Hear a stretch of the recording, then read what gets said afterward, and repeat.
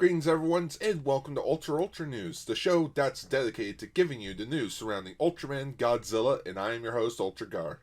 I'm Ultra Lane. Hello. And after 2.5 months of announcements, Ultraman Trigger, New Generation Tiga, is finally upon us. So we've gathered all the news surrounding the newest installment in the Ultra series, and we will be talking about it today. So let's get started with some cast members that we have not talked about yet. Lane, would you like to take it away? Sure. So, Himari Nanase is a 26-year-old operations specialist on the Gut Select team. She is calm and collected at times and is a woman of few words. She gets on with her tasks silently with a look of indifference. However, the moment she puts on her VR goggles and sits in the control chair of the Guts Falcon, her personality drastically changes, and we see a glimpse of a passionate fire that is the opposite of her day-to-day persona. Ooh. Yeah. Now, so, like, with the news announcements, they started to also introduce us bit by bit of some other information. Mm-hmm. So, with Harukawa, or not Harukawa, Nanase, the character, they showed off the Guts Falcon, which is like the Guts Wing. But I guess since they didn't want it to be like Ultraman Z, where it was like, pilot the mech, they don't pilot it in the actual jet in this show. It's an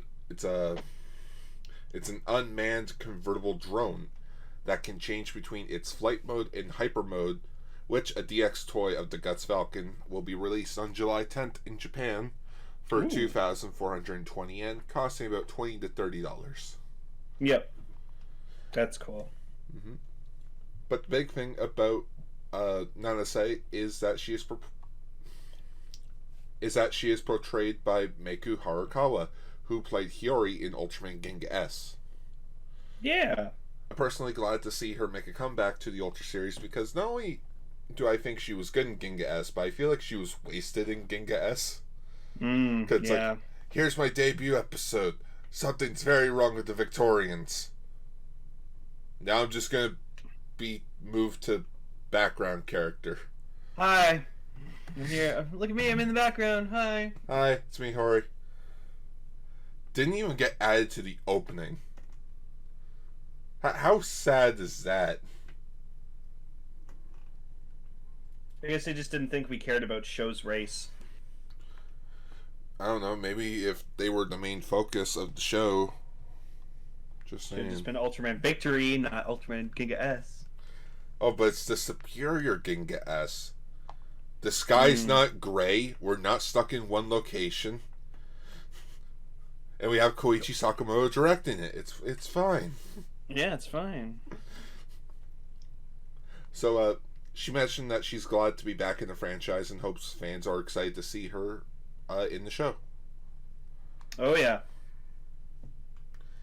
So then we got Katsya Takagi is Seiya Tatsumi. So, being the captain of the team, he shows a perfect balance of strictness and kindness. He is 38 years old and is portrayed by 34-year-old Katsya Takagi, who other tokusatsu fans recognize from his portrayal in Kamen Rider Amazons as Kazuya Misaki and in Kikai Sentai Castrangers as the human form of Zuran. Katsya is honored to be in this role as Trigger is a show that is a tribute to Ultraman Tiga, a show he himself watched when he was a kid. Holy shit. Yeah, that's because I did the math. It's like 9. We already know that. He was 9. So we already know this guy's like really humorous too, because like his character in Amazons was really funny, and then like Zuran's already like a really funny guy, so him portraying the human version of him is just like fucking on point. So I feel like he's gonna be probably one of the best characters. Well, he's the captain of the team, so yeah. He'll have some son. This time it'll be a son that he's been ignoring. Oh no, it's still gotta be a daughter. Yeah, it's always gotta be a daughter. Father-daughter relationships, man. Then they'll do the twist in an Ultraman series, where the captain's daughter is already a part of the team. Like it's like a Captain Mitchell and Dana thing from Lightspeed Rescue. Like, no, I won't have you go out there. You're my daughter. I know she'll do what's right. No, she won't. No? But yeah, alongside his casting announcement, we got the logo for the Gut Select and the TPU. So, much like in Tiga and Dyna, GUTS is an acronym for, of course, Global Unlimited Task Squad. But instead of TPC, which is Terrestrial Peaceable Consortium. Yeah, Consortium, it's been changed to Terrestrial Peaceable Union. Peaceable? I didn't even know that was a word. It's same here. I was up at like midnight writing this down, and I'm like, really? See those two people over there? They look like they're really getting along. They're very peaceable right now. They're very That's the title of the episode. They're very peaceable right now. Very peaceable right now. There are numerous. Look, man. Either they're peaceable or they're not. All right. God damn it. That sounds like something I would have said like 6 years ago on Castranger, and we were like, peaceable? What? That does sound like a Garism. Dude, do you mean peaceful? No, yeah. That's what it says, right? Hmm. I need to find the episode where I say confirmation. Oh, I remember. Like, Raven was just like, "Are you serious, Scar? Did you Yes. hear what you just said?" You're in what school? There are numerous TPU branches across the globe. One in North America, one in Paris, and another in Sydney, Australia. Oh, that's a great reference. I wonder if Arthur Grant is the leader of the TPU in Australia. Oh my god. Headcanon. I believe it. Just 90 years old. What's going on? What's going on over here? Charles, explain to me. What's happening? Damn it, Charles! Stop eating! Shut up, Charles. Oh, Arthur Grant, the true goat of Ultraman Great. He comes in flying on a Gutswing with a rocket launcher. Be like, not today. Oh man. But it's only in Japan where they have the Guts Selects team. Yeah, well, of course. I'm sorry, but that's just that sort of feels like a mouthful to say, because you have Guts, then you have Super Guts, but now you have Guts Select. Guts. The Guts. Emphasis on the is. Alright, but moving away from Guts Select cast members, we have Ignis, a 334-year-old Lishurian. He comes from the planet Lishuria and is a treasure hunter who is looking for the top-class treasures. On his journey, he has arrived on Earth and gets tied up in the Guts Select problem. But let's address the big elephant in the room. Ignis is played by Kei Hosogai, who is famous for portraying Bosco in Kaizoku Sentai Gokaiger, and he is excited to be part of the Ultra series. Amazing. It's just Bosco. Bosco and Ultraman. It's an alternate timeline where he didn't find Marvelous, Akka Red, or Sally. Yeah, or Sally. Headcanon, Bosco is a Lashurian. I'll never forget Bosco for killing Sally. It wasn't fair. I still remember when Marvelous shoved the sword right through both their feet to keep him still. Yeah. But no, that's great. That's great. And honestly, like, I saw the picture of his character he's portraying.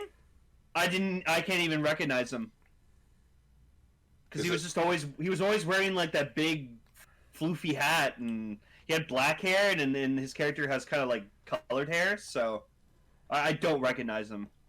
In the video version, there's a shot-for-shot difference. Okay. Which I tried to find a press photo from Gokaiger, but then I remember Gokaiger came out like 10 years ago, so all the high quality press shots that we have are like 480. Yeah, they're not good. Like at the time, we thought they were amazing. Yeah, but I was able to find one because he recently showed up in the Zenkaiger movie with all the other villains that returned. Yeah. So man, that's like a few months difference between how you went from that to this. Yeah, but like still, like if you didn't tell me that was Bosco, I wouldn't have noticed. Probably until like I hear his voice or something. So he was like, "Hey, Bobby Chad." Hey, Kengo-san. But yeah, I have a strong feeling that he's gonna take parts of his character as Bosco and put it into this guy. We know that he's already getting a dark guts Sparklands. Of course he is, because the villain always has to. They always have to have the evil version of the good guys thing. God damn you, Ginga. God damn you. But I don't think he's the villain. No? No, because we have the Dark Giants in the show. Oh, yeah. So maybe those guys are cool. Yeah. Maybe he's like a side antagonist. Yeah, maybe he'll be like Stacy and Zenkaiger, where like, you know, he's just like kind of like on the side and then he joins the good guys later. Yeah. They're like, oh, we need to figure out this thing, but it's like in this ancient text we can't read. I can read it. I'll help you. For a price. What do you want? You know what I want. Just hands him Ranger keys. Thank you. No, you know there's going to be an episode like that with this guy, where like they need something, he has what they want, but he's like, no, get me that, I'll help you with whatever you need. Just plot twist, Ignis and the female lead end up together. I would not doubt it. One of the female leads is going to see him and be like, oh my god, he's so... Nana say it's going to be like, who is that? You didn't tell me you had a alien friend. You didn't tell me he was this cute. But I love in the description, it's like, he's 334 years old, which is the equivalent to 34 years old. Yep. And apparently they look like humans, but when they're riled up, that's when they start showing their difference. Oh, so maybe he'll be like Juggler and have like an alien form. He's the new Juggler. He's the new Juggler. He's the Juggler of the Reiwa era. He's Liquid Metal Juggler. Liquid Metal Juggler. Liquid Metal. But he's not the only Gokaiger actor in this show. Oh? Yeah. So I'm just gonna quickly move on to the voice cast quickly, because on June 10th, Super Eye Productions held the online press conference for Ultraman Trigger. Yeah. And not only with the 8 cast members were there, but we also got the voice cast, in which we had, I'm just trying to find her name in my notes, Mao Ichimichi, who was Luca. That's amazing. She will be playing Marluru? Marluru. Yeah. Who's a young alien Metron who has the wealth of knowledge on intergalactic monsters. If you were to tell me, like, 3-4 years ago, oh yeah, Gokai Yellow's gonna voice an alien Metron, I wouldn't believe you. I'm like, wait, that evil alien that almost killed Ultra 7 and tried to put evil cigarettes that made people go berserk? That one? Being voiced by Gokai Yellow. Fucking Washi Pink. And Washi Pink. Yep. Washi Pink. She's thrilled to be a part of the Ultra series. But then we have the big granddaddy of them all. Shin Takuma is the TPC founder, Mitsukuni Shizuma. He is 6 years old and is the father of Yuna, who we talked about in the previous episode of Ultra News. He is a pivotal character in the show, as he is the founder of not only his own company, Shizuma Foundations, but also a visionary leader for the TPU and Gut Select. He uses his fortune for the greater good of society and uses the Shizuma Foundation to pursue space exploration and ancient alien research. Ooh. Just, I got money, what do I do? Aliens. Aliens. I'm not saying it was aliens, but it was aliens.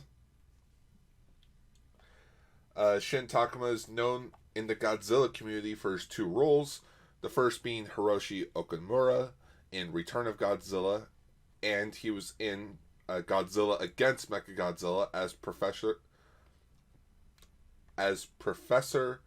Tokumitsu Yuhara. He was the dad in the movie. I liked him. He was very like, we can do this. Because like I remember his daughter was like always super scared, and then he was the one to like encourage her to like, no, you got this. Like, gotta do this for our home. It's weird because we were just talking about her in a previous episode, in the previous episode, Dinah. Yeah. In the flashbacks, she played Ryo. Everything comes back to Godzilla or Ultraman, man. Nah, the two oldest tokusatsu franchises. Right? You don't say. Man, where's Ultraman versus Godzilla already? Where's Ultra? Okay, I know it would be stupid, but could you imagine? Okay, you know how the superhero Senki poster, they announced that there's going to be more characters. Yeah. What if one of the big reveals is that Ultraman Z shows up? And just, who are you? I'm Zed. Oh my god. I don't think I could process that if I saw an Ultraman show up in like a Sentai Rider thing.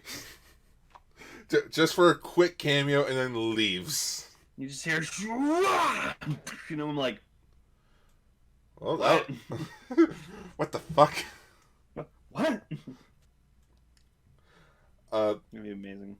When he was talking about being about how he felt about being a part of the show, he remembers watching the original Ultraman when he was 10 years old when it aired on television. Wow.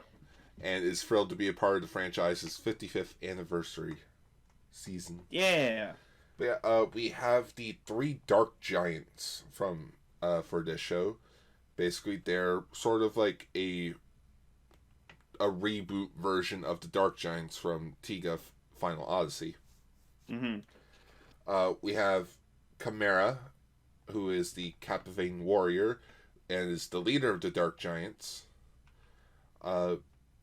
They were sealed away 30 million years ago, and now they're reawakened.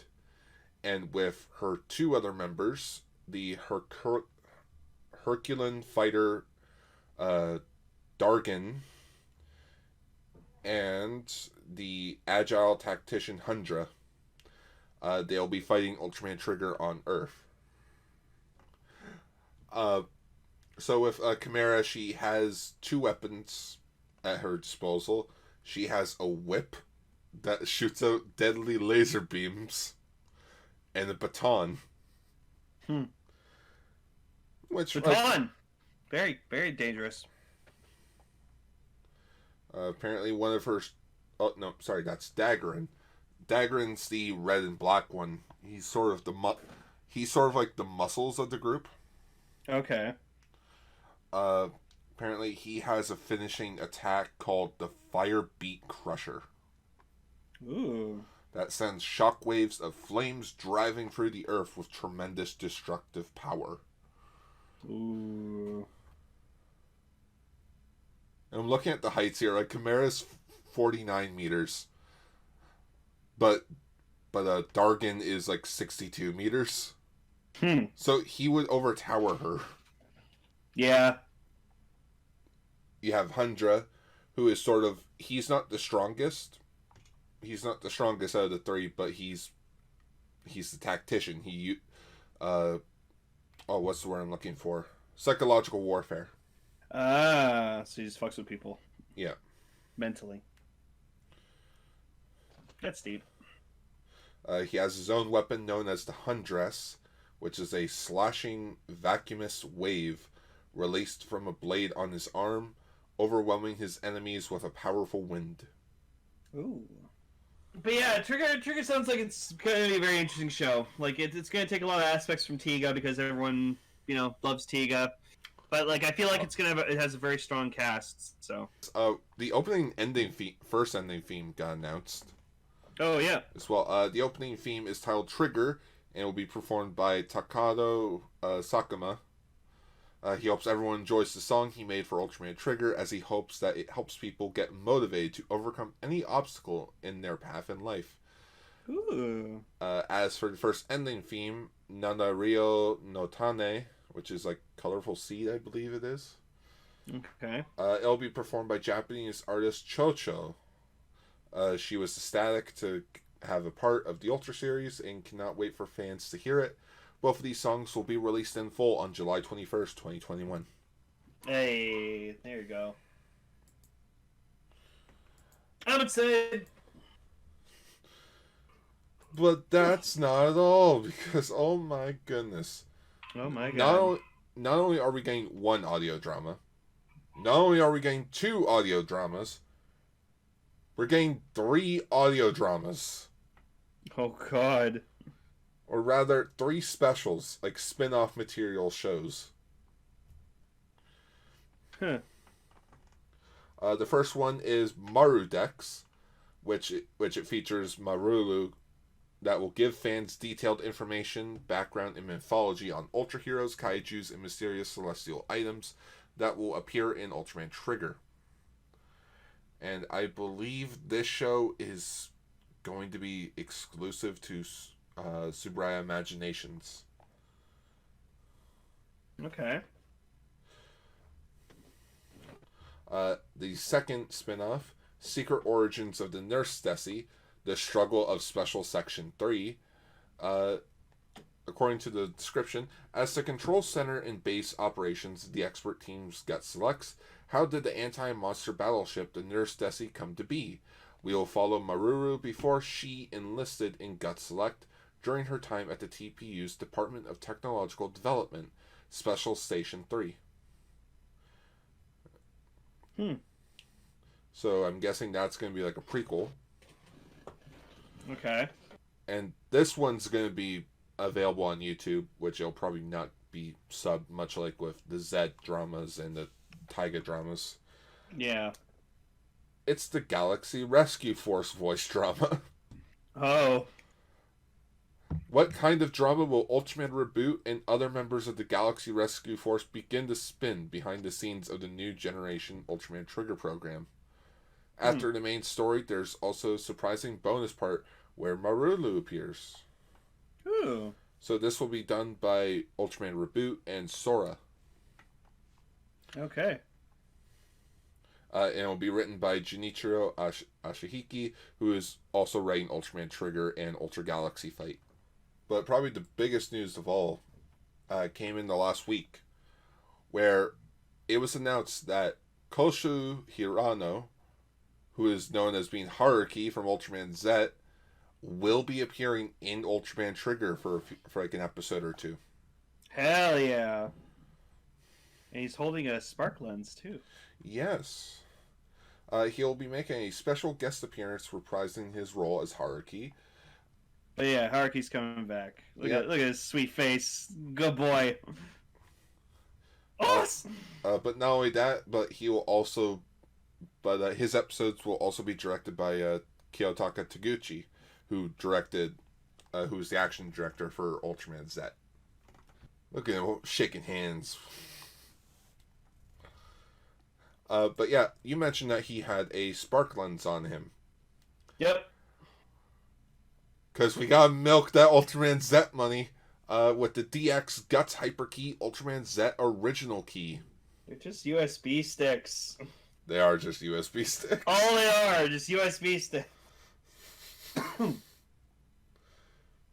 So now you can own Ultraman Z in USB form. Yay. For 1,100 yen. And I'm guessing he'll be showing up in September. Okay. Because this is coming out in early September. Alright. Looks cool. Looks pretty. I like the artwork. Yep. Belial Hyperkey when? You say that, but so far, all of Kengo's keys, like the multi, power, and sky, are U-01, 02, and 03. Zet here is U-04.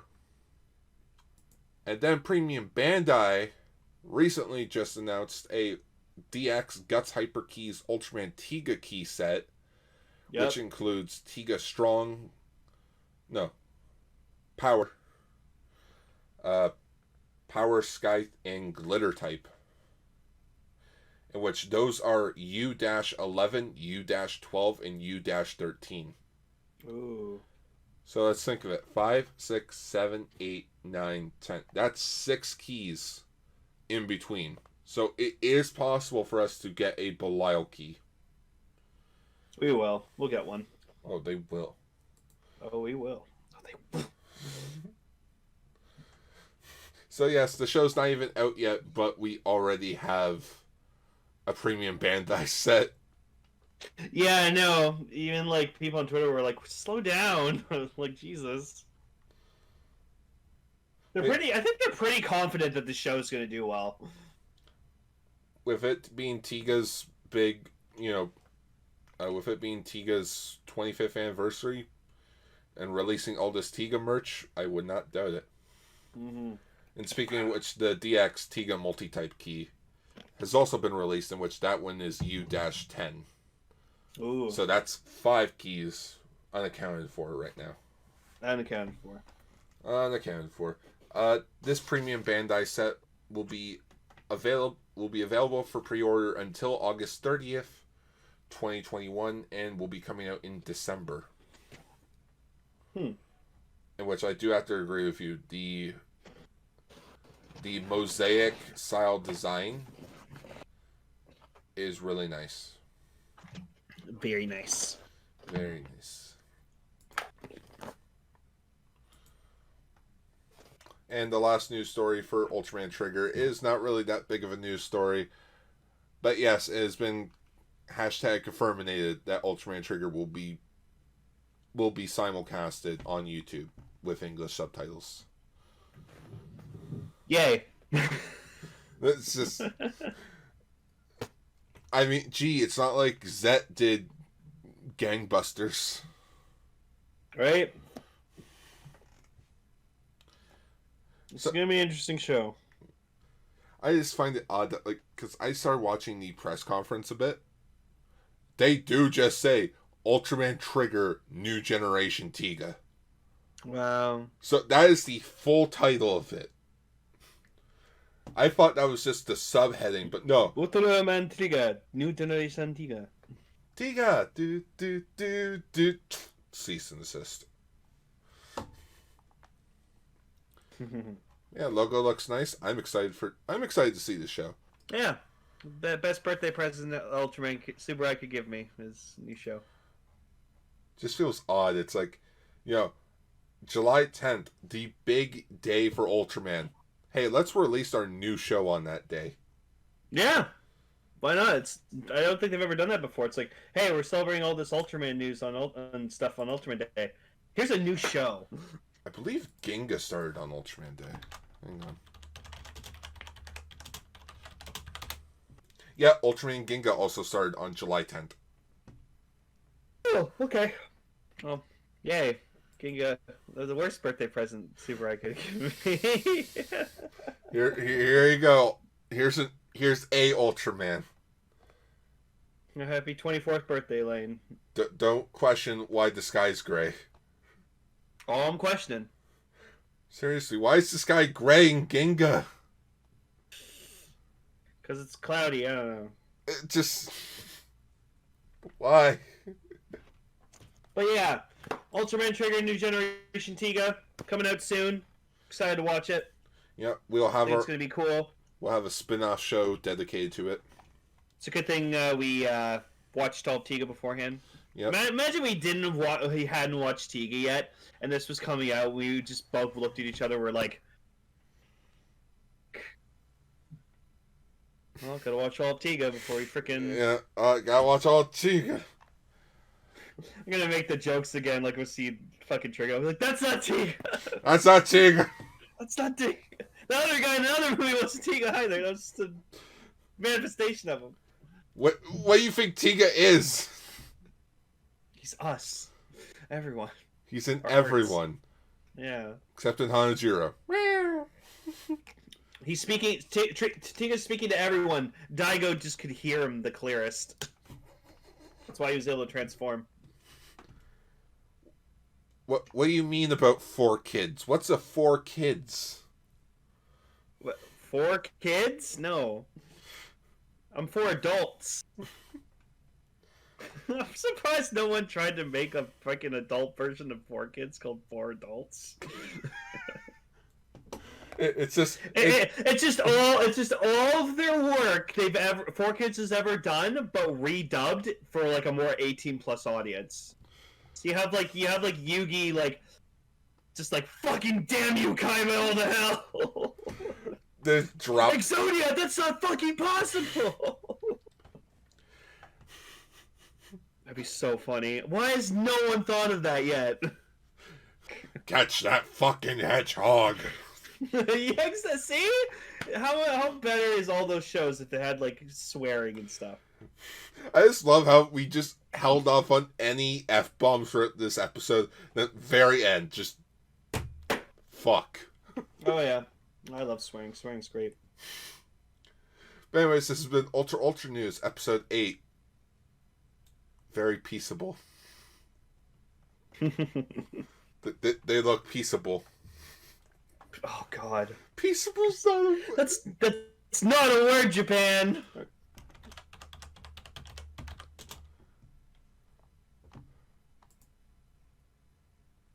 It is a word.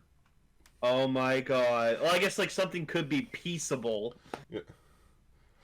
Free from argument or conflict. Oh wait, that's peaceful. Yeah. It's used as an adjective to incline to avoid argument or violent conflict. Well, that could be peaceable. It's highly peaceable, sir. Yeah. Oh my God. No one has ever said that in anything I've ever watched. Peaceable. Peaceable. No. Go home, English. You're drunk. I spell color with a U. I spell favorite with a U. Fave it. Well, until next time, everyone. Schwa for now. Schwa for now.